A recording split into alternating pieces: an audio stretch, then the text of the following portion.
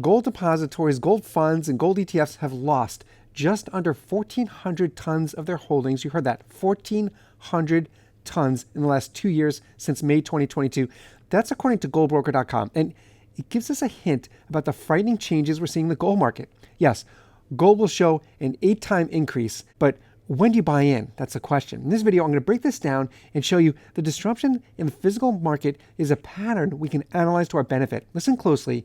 I'm going to help you get ahead of the pack so you're not left behind while gold changes in a big way. This article that I'm citing is titled, "The Real Move in Gold and Silver is Yet to Start."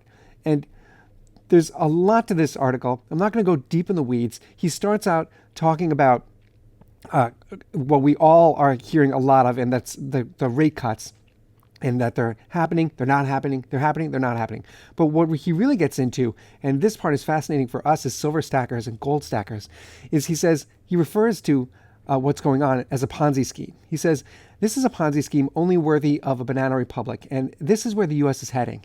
So strongly rising long rates will pull short rates up, right? That's what we hear. And that's when the fun panic starts. He says, any great power that spends more on debt service, interest payments on the national debt, than on defense will not stay great for long. It's frightening.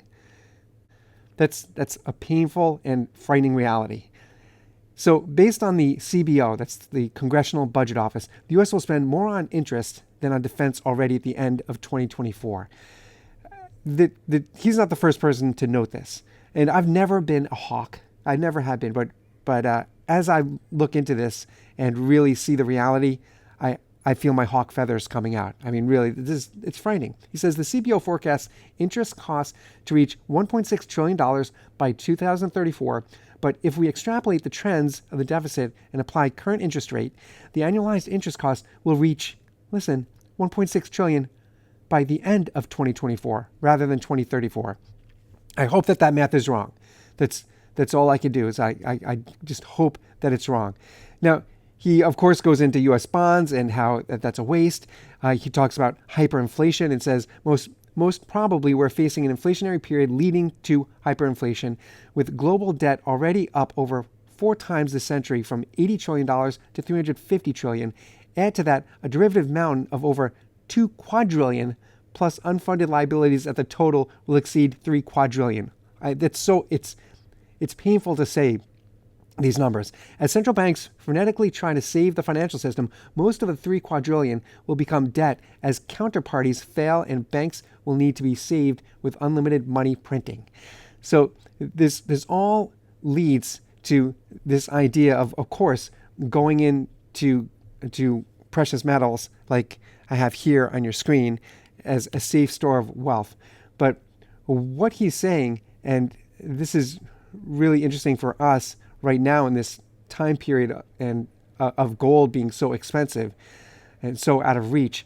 He says that for now, between 2000 and today, the S&P, including reinvested dividends, has returned 7.7% per annum, while gold has returned 9.2%, or as I started this video, 8 times your return. Even though gold is absolutely out of reach, it is still the smartest bet, but not necessarily the bet that you should go in right now. Because even as silver is the metal that is in reach, let me explain this way. Is to buy a house in the U.S., save in silver. And this is what really shows us when to go into silver and when to go into gold. This says that this week, the ratio of the median sale price of homes in the United States to silver is really quite simple to see. The article says a couple of things should become immediately apparent when looking at the quarterly candlestick chart of silver to home values. And what you see is that a down payment that you would pay on a house, like for 20% down, if you had put that into silver, which many people right this moment as I record this video are doing and are going to continue to be doing because the mortgage rates are so high and just unfathomable for first-time home buyers to go in on a 8% 30-year mortgage.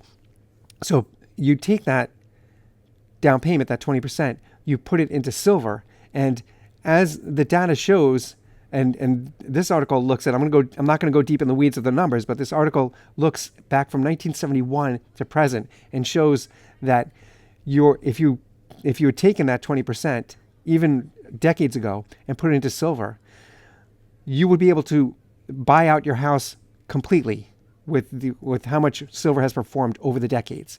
You'd be able to pay off your house, no mortgage, anything, if you simply put your 20% into silver.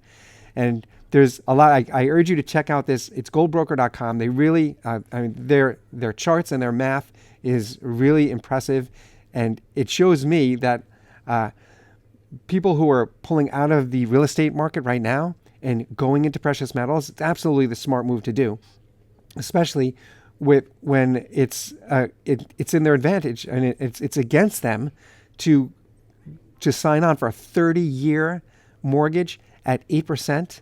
No way. So that 20, and many people have their 20% ready. That's the frustrating part. They're ready to go in, and to put that into silver, hold it, wait for that gold to silver ratio to tighten, and that's when you go into gold. I started this video saying that I will explain the time period to go into gold, and it is not now when it's $2,300, $2,350. It's not now. This is not when you go into gold.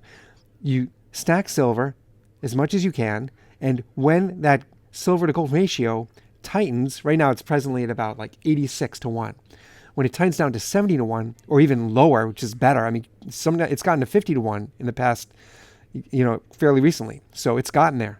But you wait for that to tighten, and that's when you cash out your silver and go into gold. So there is absolutely a pattern to getting in on gold. And the pattern is not to jump in when it's incredibly expensive and people are having a fear of missing out and jumping in on gold. That's not when you get into this metal.